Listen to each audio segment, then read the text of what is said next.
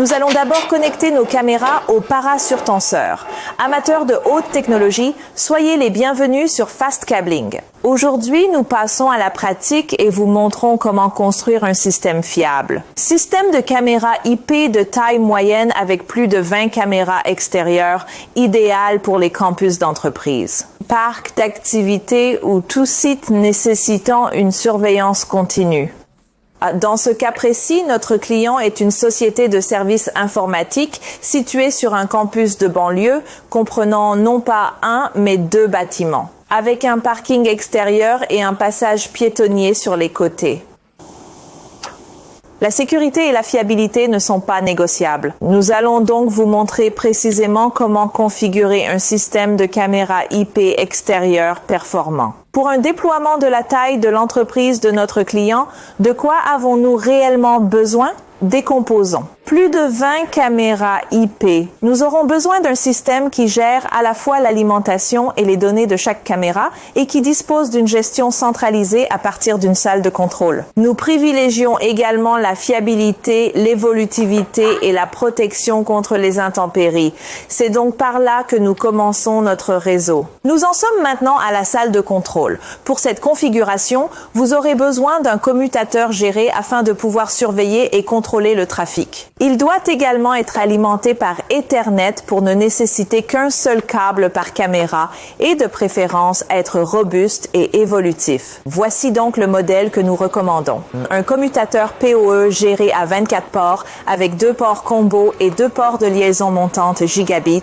SFP. Ce modèle dispose désormais de 24 ports PoE et prend en charge des débits de 10, 100 et 1000 mégabits par seconde. Il est également conforme à la norme IEE 802.3 AF et 80 PoE+, et fournit jusqu'à 30 watts par port. C'est donc parfait pour nos besoins. Mais bien sûr, il ne suffit pas d'alimenter et de gérer les caméras. Il faut aussi enregistrer et contrôler les séquences. Et c'est là qu'intervient notre enregistreur vidéo réseau à 32 canaux. Il offre une double sortie HDMI, un enregistrement haute définition pour 32 caméras, ainsi qu'une gestion vidéo centralisée, la lecture et les alertes de mouvement. Il devient ainsi le cerveau de votre système civil. Parlons maintenant des caméras. Pour une utilisation en extérieur, voici quelques caractéristiques clés à prendre en compte pour les caméras IP. IP67 pour la protection contre l'eau et la poussière, ainsi qu'un boîtier à l'épreuve des vendeurs. Vision nocturne infrarouge intégrée et peut-être fonction de détection de mouvement. Les points d'entrée des câbles doivent également être scellés pour éviter la corrosion. Il existe de nombreux types de caméras. Vous pouvez utiliser des caméras bulettes pour les vues à longue portée, comme les parkings, et des caméras à zoom pour les entrées ou les allées, et des caméras panoramiques pour les clôtures périmétriques. Et maintenant, connectons tout ensemble. Pour tout connecter, nous avons besoin d'un câble Ethernet, mais pas n'importe quel câble. Voici ce qu'il faut rechercher. Nous devons choisir un câble en cuivre pur pour des raisons de performance et de sécurité. Nous recommandons au moins un câble 4.5 ou 4.6 pour des vitesses de l'ordre du gigabit et la fiabilité du PoE. Maintenant, connectons-les.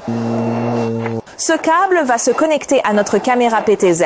Branchons-le sur l'un de nos ports PoE. Nous devons également relier le commutateur à l'enregistreur vidéo en réseau pour afficher les séquences vidéo. Ce câble est déjà relié à notre NVR. Ils sont donc maintenant connectés.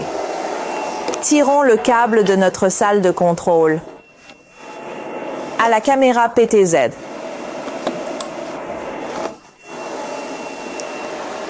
Notre caméra PTZ est maintenant alimentée en électricité et en données. Mais attendez, que se passe-t-il si votre caméra se trouve à plus de 100 mètres du commutateur?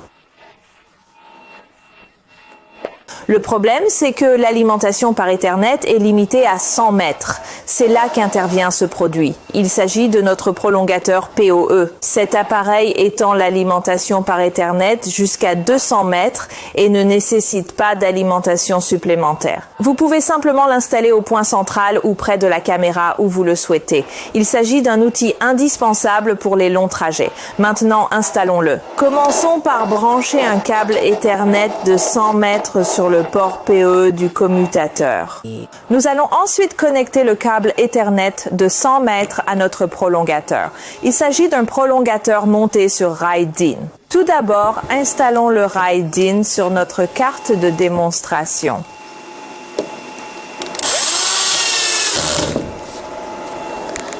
Prenons-en un de plus.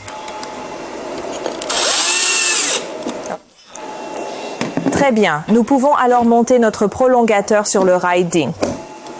Je vais maintenant retirer le col et le presse-étoupe pour une installation rapide, mais vous devez le passer dans le col et le presse-étoupe pour qu'il soit étanche. Voici le câble Ethernet de 100 mètres. Branchez-le dans le port d'entrée comme ceci pour envoyer l'alimentation et les données. Pour le port de sortie, nous allons connecter un autre câble Ethernet. Et remettons le tout sur le rail DIN. Et enfin, mais pas des moindres, connectons-le à notre caméra belette. Dans une minute, vous devriez voir notre caméra bulette recevoir l'alimentation et les données. Cela peut sembler être une installation complète, mais nous savons tous que les systèmes extérieurs sont vulnérables à la foudre et aux surtensions. Et afin de protéger votre investissement, nous utiliserons un parasurtenseur PoE. Il s'agit d'un dispositif qui protège votre équipement électronique des pics de tension dommageables causés par des événements tels que la foudre et les fluctuations du réseau électrique. Il détourne l'énergie électrique en toute sécurité vers le fil de terre. Et du côté de notre salle de contrôle, nous utilisons ce protecteur de surtension PoE Gigabit intérieur 24 ports sur notre rack et juste avant le commutateur. Reconnectons maintenant le câble Ethernet. Voici notre caméra bulette et la caméra PTZ. Nous devons les retirer. Ce câble Ethernet est connecté à l'enregistreur vidéo en réseau. Il est donc en sécurité. Nous allons maintenant commencer par connecter nos caméras au parasurtenseur. Le port d'entrée est orienté vers l'intérieur. Nous allons maintenant connecter notre caméra bulette au port 22 ici. Nous devons faire correspondre le port d'entrée au port de sortie. Il s'agit du port 16. Et je vais utiliser un court cordon de raccordement pour connecter le port 22 à notre commutateur PoE et le port 16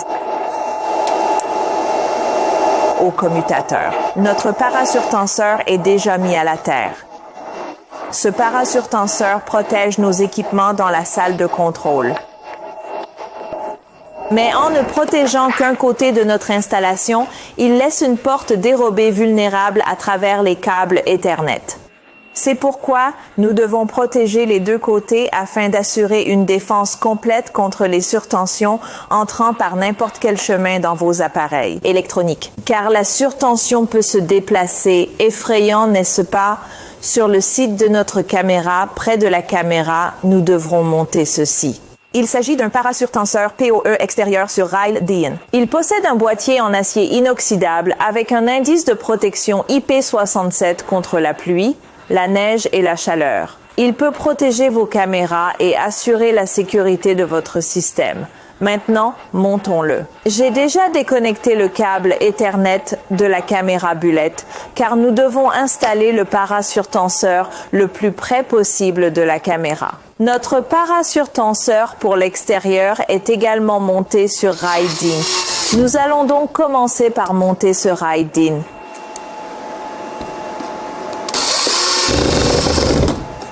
Nous pouvons ensuite glisser notre parasurtenseur sur le rail DIN.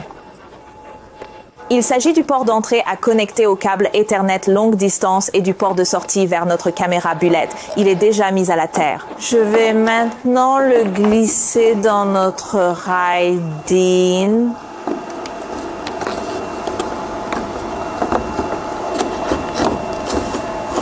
Je le glisse dans notre DIN. Et je le verrouille. Et je le verrouille.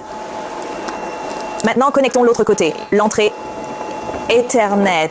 Je vais à nouveau retirer l'écrou et le collier pour une installation rapide. Verrouillez-le au port d'entrée. et utilisez le port de sortie pour connecter notre caméra Bullet.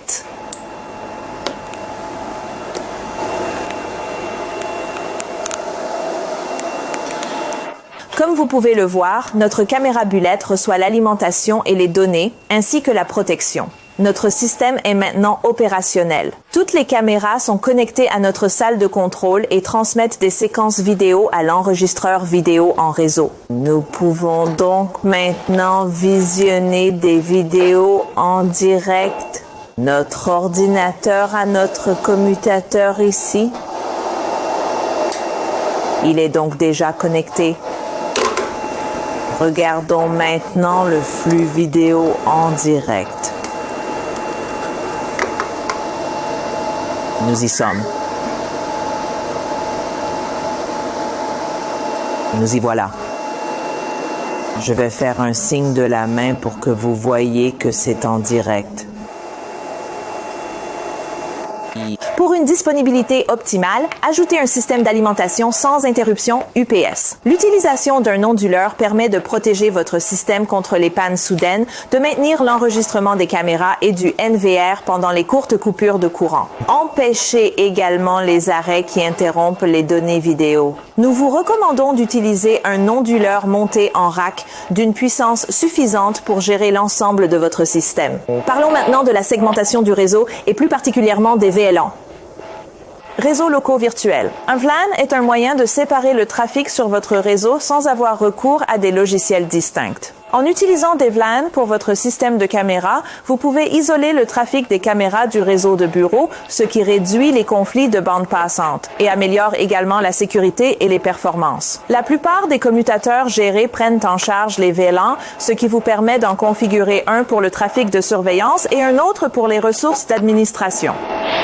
Ensemble, nous venons de construire ce système de caméra IP extérieure de taille moyenne. Ces installations offrent fiabilité, évolutivité et sécurité en temps réel pour tout campus d'entreprise. Si cette vidéo vous a été utile, n'oubliez pas d'appuyer sur le bouton j'aime, de vous abonner et n'hésitez pas à poser vos questions dans la section des commentaires ci-dessous. Nous nous ferons un plaisir d'approfondir la question dans une prochaine vidéo. Merci beaucoup de vous être joints à nous.